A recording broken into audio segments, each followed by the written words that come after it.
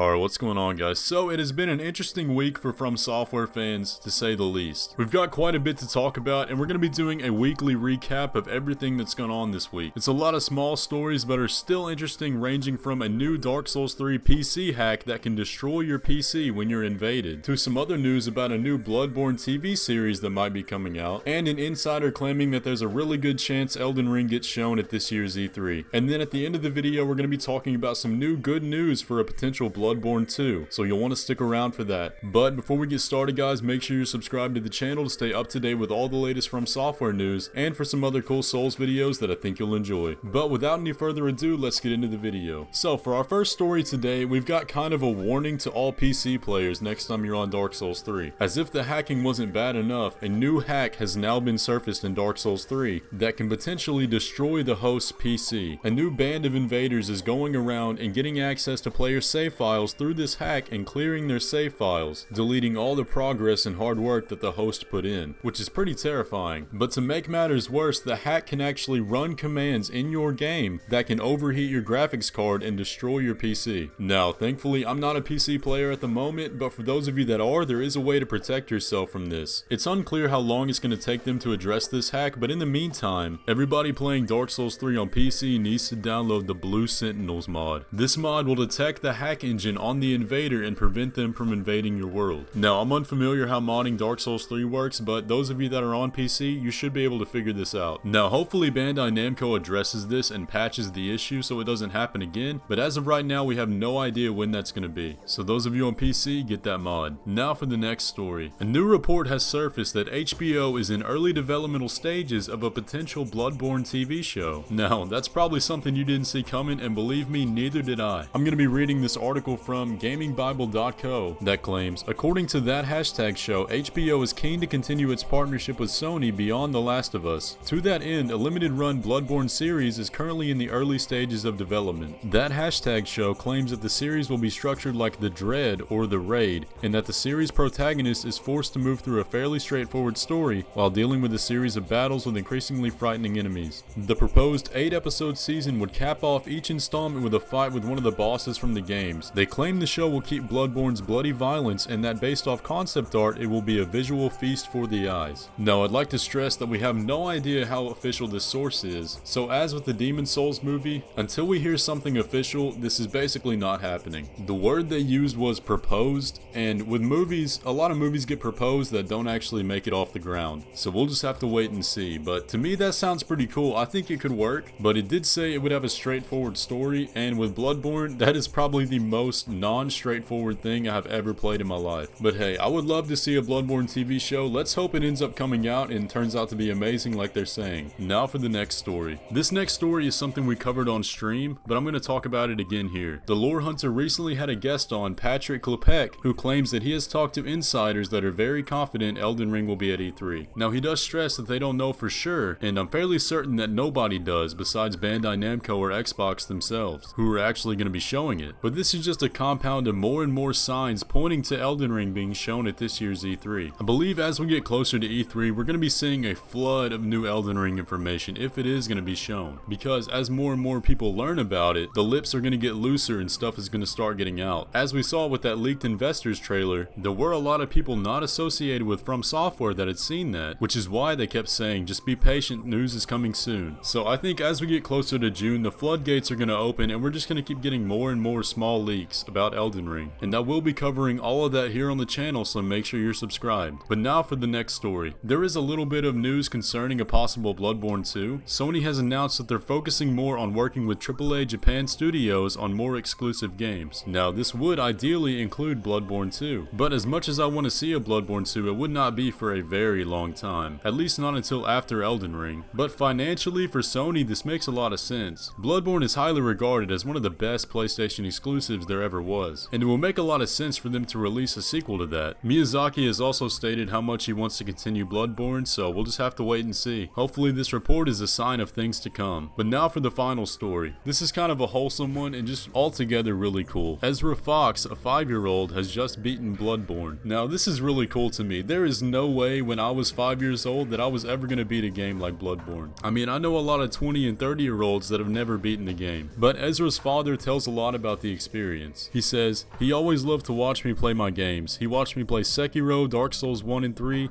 Demon Souls Remake, and most recently Bloodborne. He would constantly ask me if he could try, and for a while I wouldn't allow it, but one day I decided to just see how he would handle the opening section of Bloodborne. He says, he did surprisingly well, so I let him just keep playing until it got too hard, but he never wanted to stop. He said the game took him about 3 weeks to beat, and the only boss he had to summon for was the Shadows of Yharnam, which, hey, if you watch my playthrough, that's totally understandable. But man, I just think that is so cool. So Ezra, congratulations on beating Bloodborne. You've completed a task that most people can never do. But guys, that's gonna pretty much do it for the video. Did you enjoy this format?